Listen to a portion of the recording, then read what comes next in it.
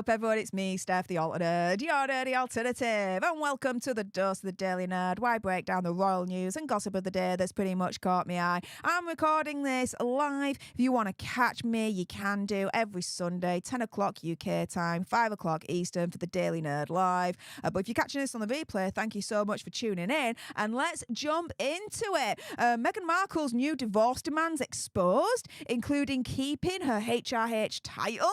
What the deuce is going on? Well, Radar Online seem to have the details, so let's get into it, shall we? Meghan has a divorce bombshell. How Meghan has secretly made a split deal as she demands cash, royal title, and property. And so, apparently, Radar Online is saying, according to insiders, that,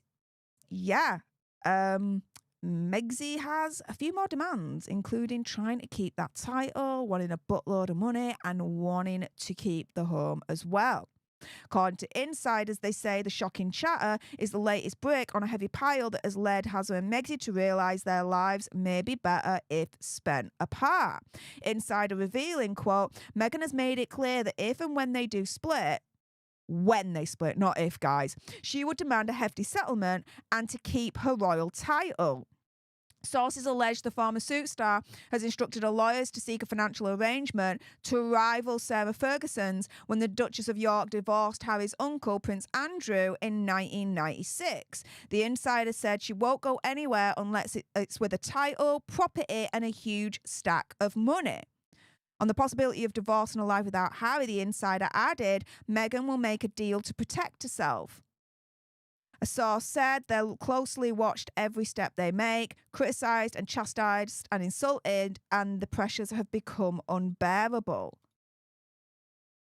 And so insiders claim that the explosive dynamic between Harry and Meghan is nothing new.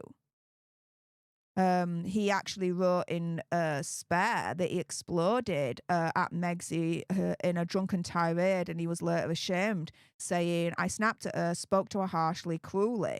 When he went to apologise, he recalled she sternly told him she would never stand for being spoken to like that. And so the insiders are saying, look, this is all getting to breaking point. They're realising the better apart. And Meghan now is making all these secret demands, one of which is to keep the title, a buttload of money, and a house, a divorce, a settlement to rival Sarah Ferguson, Duchess of York. And so what I did was I was like, okay, hang on a minute. What happened? Not only in the divorce of Sarah Ferguson, but also Princess Diana as well, because they happened pretty much around about the same time, like a year or two out from each other. And I did some research, and I've just categorized the basic kind of notes on this spreadsheet right here.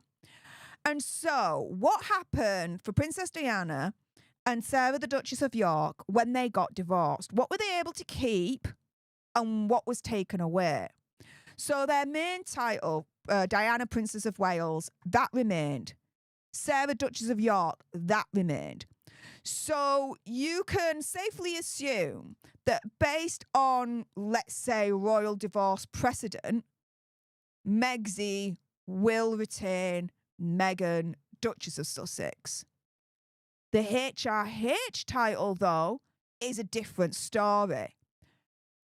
It was removed both for Diana, Princess of Wales, and Sarah, Duchess of York. So based on that precedent, it would mean that she would not have the HRH title anymore. That would be completely removed and stripped from her. And that in the future, she'd actually have to curtsy to Archie and Lilibet, plus her ex has her, when she loses that HRH title. Now, let's go to claim to the throne. Gone. So, for Diana, Princess of Wales, her claim to the throne was gone. For Sarah, Duchess of York, same thing. Her claim to the throne is gone. So, when Meghan does divorce Harry, and I believe that's going to happen, any claim that she's got to the throne will be removed as well, will be gone. Bye-bye. Now, when it comes to property, remember, the Radar Online article said that Megxie wanted a divorce settlement that would rival Sarah, the Duchess of York. Well, with Princess Diana, first and foremost, she was able to keep her Kensington Palace apartments. For Sarah, Duchess of York, she was given £500,000 by the Queen to buy a new home for her and her daughters, Princess Beatrice and Princess Eugenie, but with an added kind of caveat that that house would have to be in Princess Beatrice and Princess Eugenie's name. That it couldn't be in Sarah Ferguson's name at all. Now, this gives the indication that based on, again, royal divorce precedent, Megxie will keep Montecito Royale, but with a caveat that she would have to sign over the deeds and put it in a trust for Archie and Lilibet. That it won't be Megxie's outright. Just like Sarah, Duchess of York's divorce settlement with Prince Andrew. Now, let's get on to jewellery next. What happened to the jewellery here? So, with Princess Diana, she could keep her jewellery apart from anything that was gifted by the royals. So, anything that was gifted by the royal family, Princess Diana had to give back.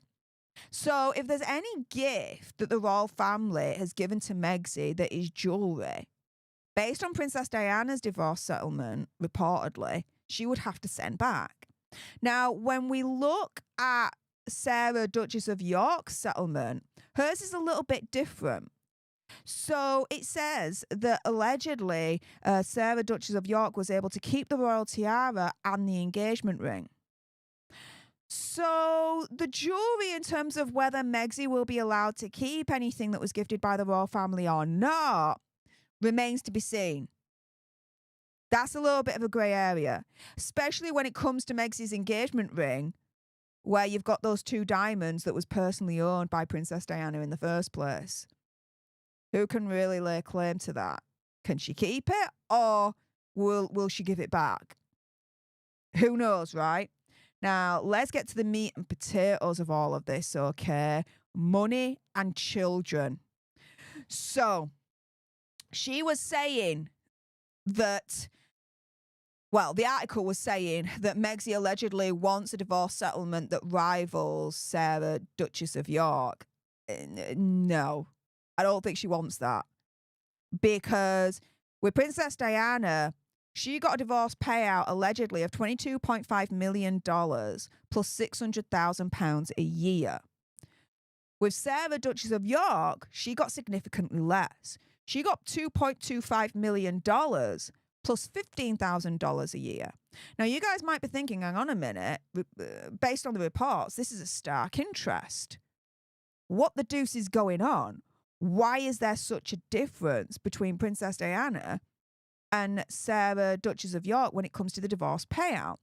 For me, it comes down to one thing, the NDA. The NDA. Because it ain't custody. Because custody, both of them reportedly agreed 50-50 custody. 50-50 custody between Princess Diana and the then Prince Charles, and 50-50 custody between Sarah, Duchess of York, and Prince Andrew. So Princess Diana didn't get more than Sarah Ferguson because of the custody arrangements, because they both had 50-50. Instead, to me, it's down to the NDA. Princess Diana reportedly signed an NDA. Sarah Ferguson did not. Sarah Ferguson, in the end, in the 90s, released a memoir unleashing all her experiences in royal life, capitalised, made money off the royal family, this, that and the other, right? Princess Diana did not. Why? Because Princess Diana signed the NDA, Sarah Ferguson did not. As a result, Princess Diana got a higher payout because she signed the NDA, whereas Sarah Ferguson didn't sign the NDA, got a lesser payout, and took her chances trying to make the tens or hundreds of millions and whatever by trying to sell out the royal family, as she did back in the 90s. This is the thing. I don't think, if this is true, Meg's turning around and saying she wants a divorce settlement to rival Sarah, Duchess of York. I don't think she understands what she's really saying there. Because she ain't going to get all those millions that she wants if she doesn't sign that NDA. She ain't going to get a Princess Diana divorce payout if she doesn't sign that NDA based on what's being reported for royal divorce precedent. In other words, if she wants that big payout, she needs to sign that NDA. She doesn't sign the NDA, then she is going to go down the route of Sarah Ferguson, Duchess of York, and get a lesser payout, but be able to sell out the royal family and, as far as I'm concerned, spout all the lies that she wants to try and make money off of them. You see where I'm coming from here, guys? And so, going around full circle here, okay, one of essentially her demands, allegedly, is that she wants cash, she wants the royal title, and she wants property. And she wants a divorce settlement that rivals Sarah Ferguson, the Duchess of York. But as I go through it, and as I show you my research on royal divorce precedent, yeah, Megsy, it looks like she'll keep her Duchess of Sussex title. Her HRH title is gone, though. So if she's thinking that she can demand to keep that HRH title, don't think so. Her claim to the throne is going to be gone. And it looks like, based on royal precedent, she'll keep Montecito Royale. However, based on royal precedent, as per Sarah Ferguson, she'll have to put the deeds in Archie and Lilibet's name and put it in a trust for them. So it ain't Meg's. She doesn't own it. It'll be the children that'll own it. In regards to jewellery, it's a little bit of a grey area. Not too sure on that one. The divorce payout and the custody, though. Custody is going to be 50-50 based on royal divorce precedent. The divorce payout depends on the NDA. If Megsy signs an NDA, she's going to get the tens of millions that she wants. If she doesn't sign the NDA, then she's going to get pittance in comparison to it. As you can see here, between Princess Diana signing the NDA and Sarah Ferguson, Duchess of York, signing that NDA. Meghan Markle can make all the demands that she wants, but ultimately, the royal family, they're the ones in control.